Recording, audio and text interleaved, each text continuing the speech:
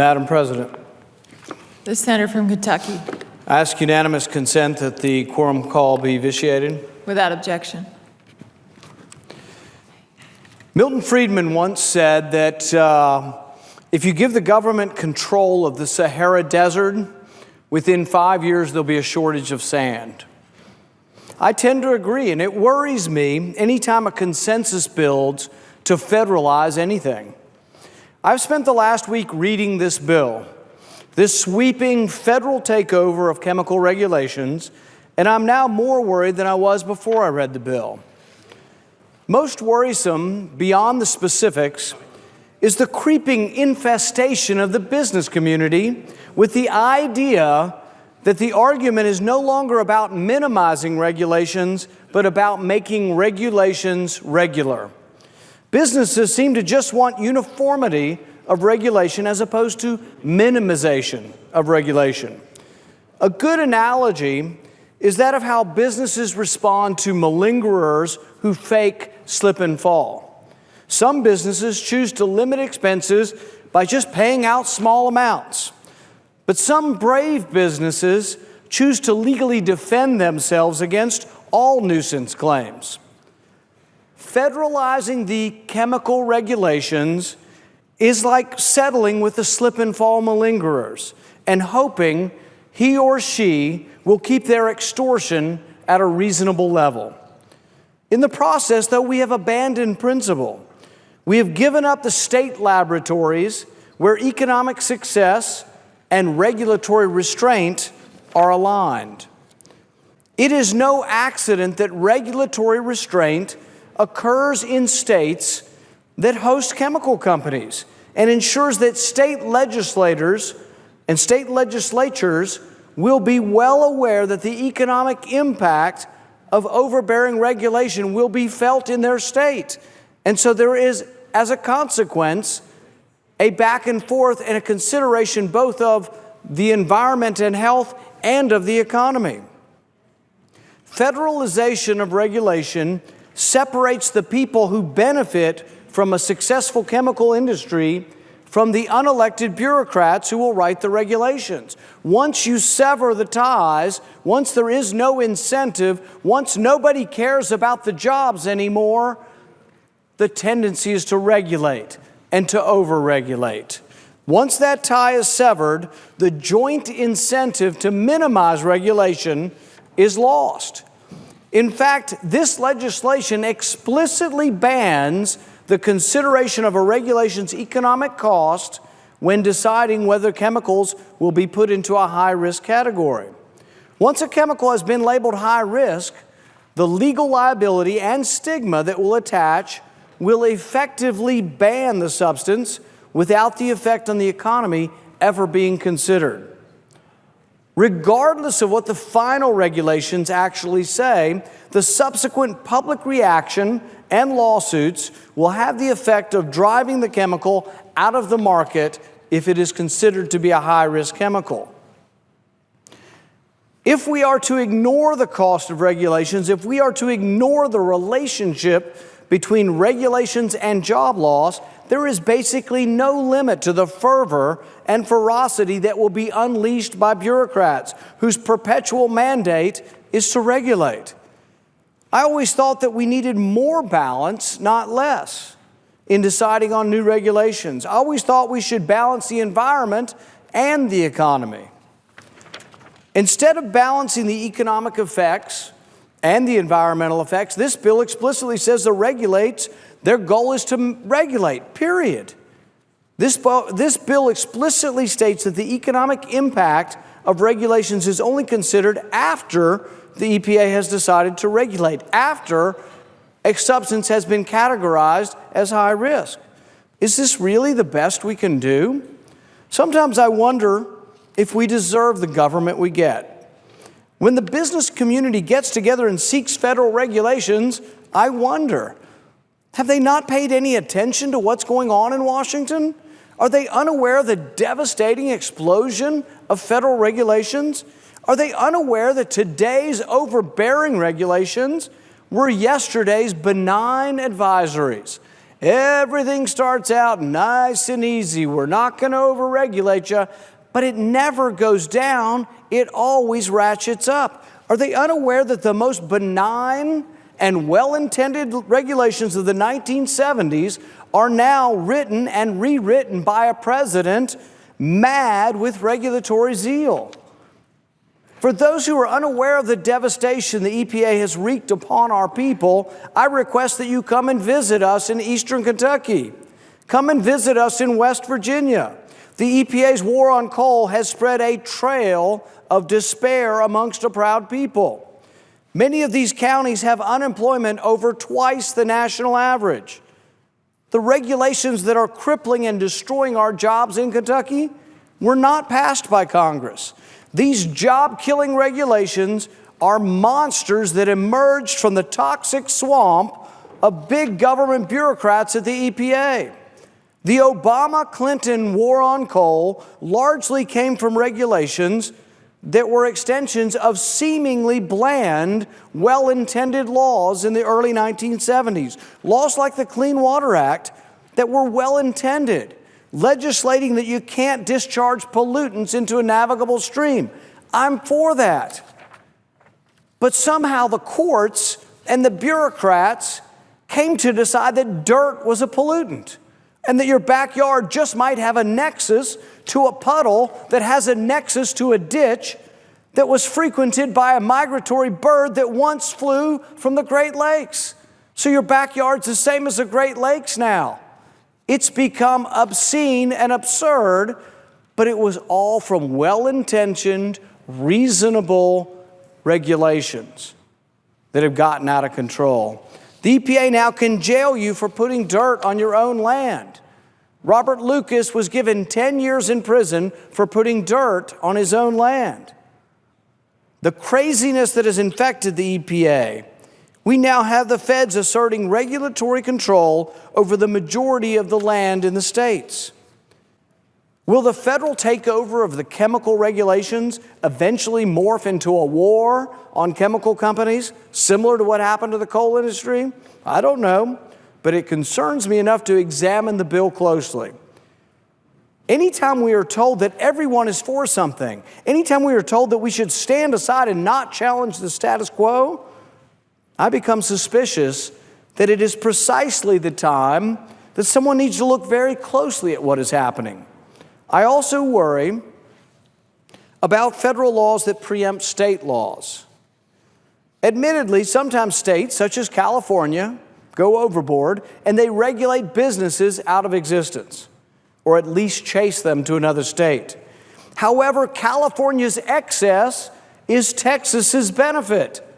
I grew up along the Texas coast. Many of my family members work in the chemical industry.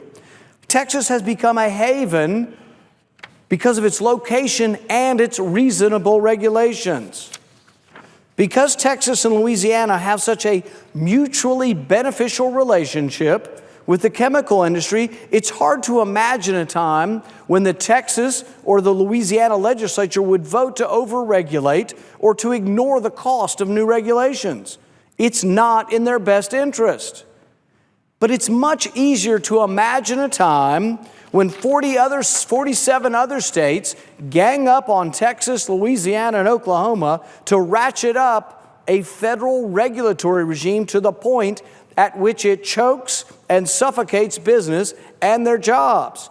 Think it can't happen? Come and visit me in Kentucky.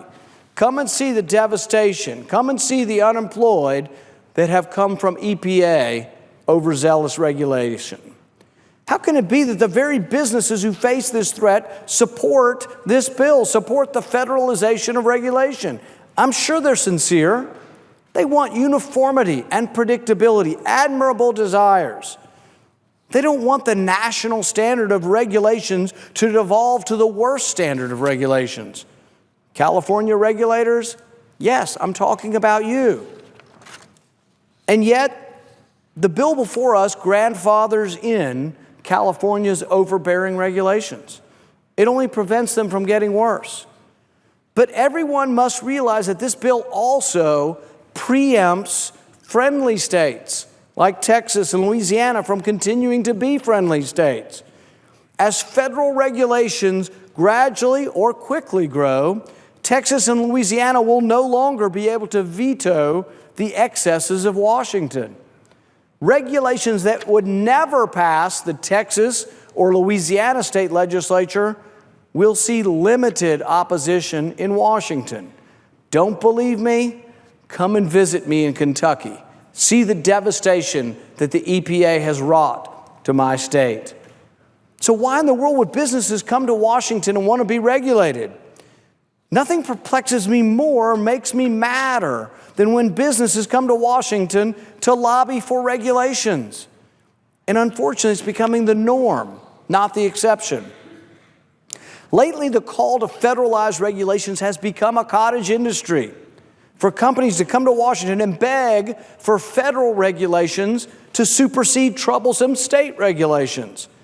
It seems like every day businesses come to my office to complain about regulatory abuse, and then they come back later in the day and say, oh, and by the way, can you vote for federal regulations on my business because the state regulations are killing me?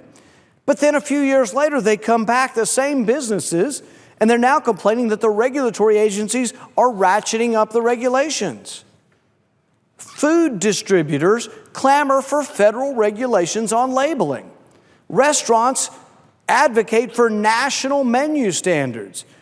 Now we have federal standards. Lo and behold, we also have federal menu crimes. You can be imprisoned in America for posting the wrong calorie count on your menu. I'm not making this up. You can be put in prison for putting the wrong calorie count down.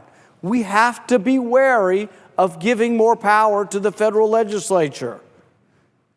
With this bill, chemical companies lobby for federal regulations to preempt state legislation.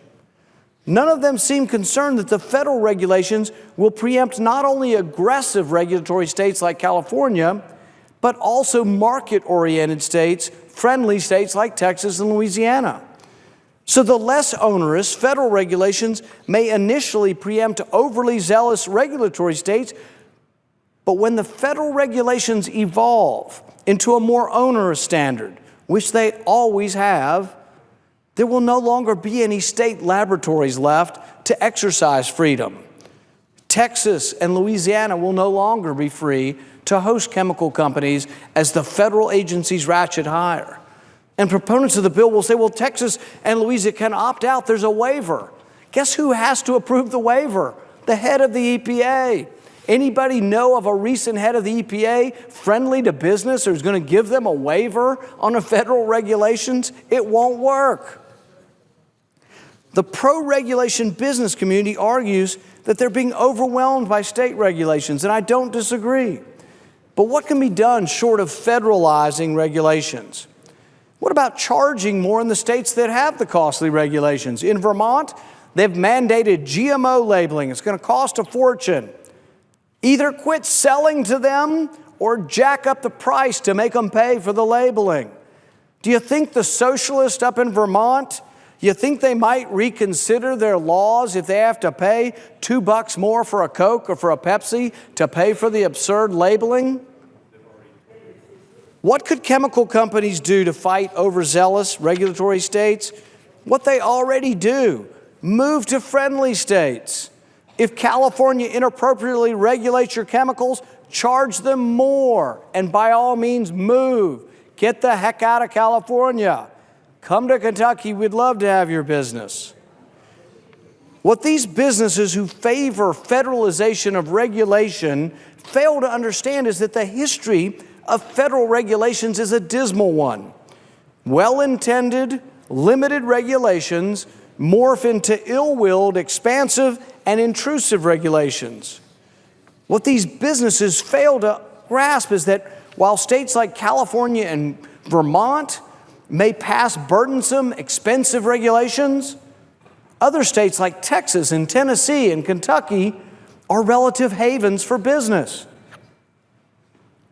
When businesses plead for federal regulations to supersede ill-conceived regulations in California and Vermont, they fail to understand that once regulations are centralized, The history of regulations in Washington is only to grow.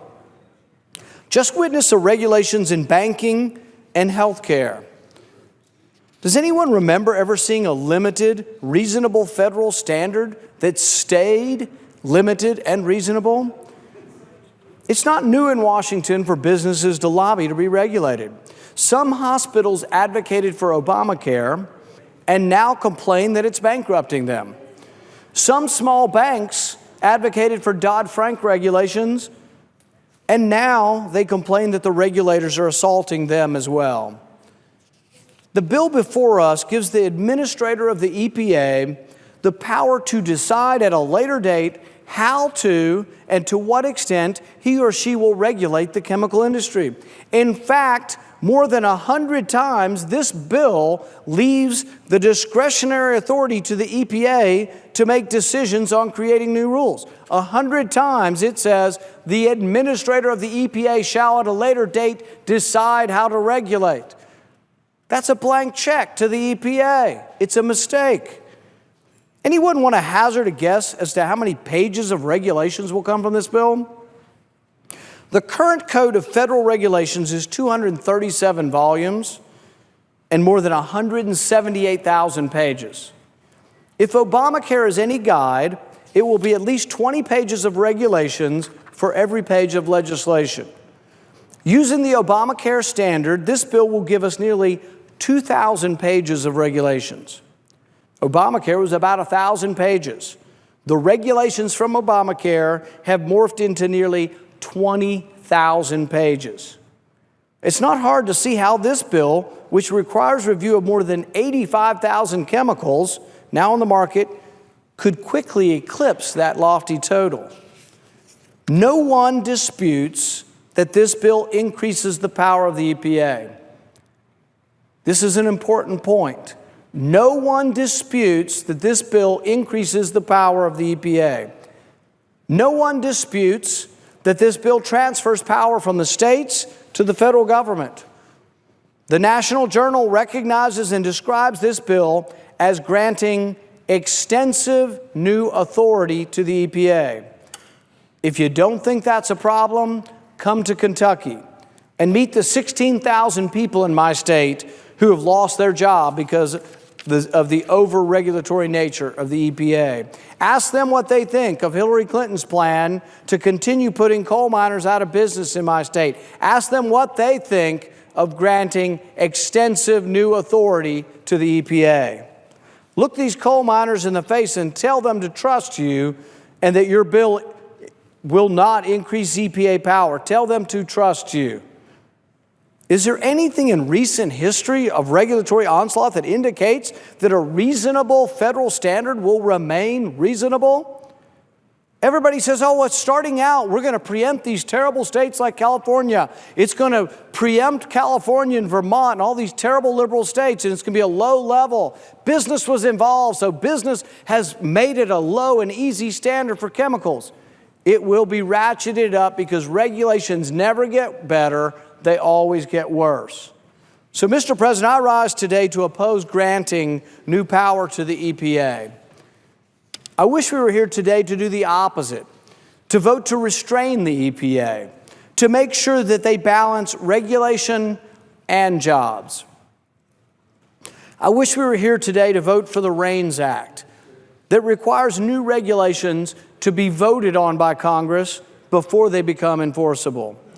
Instead, this legislation will inevitably add hundreds of new regulations. I rise today to oppose this bill because it preempts the Constitution's intentions for the federal government. I rise today to oppose this bill because the recent history of the EPA is one that has shown no balance, no quarter, and no concern for thousands of Kentuckians they have put out of work. I rise today to oppose this bill because I can't in good conscience, as a Kentuckian, vote to make the federal EPA stronger. Thank you, Mr. President, and I cede back my remaining time.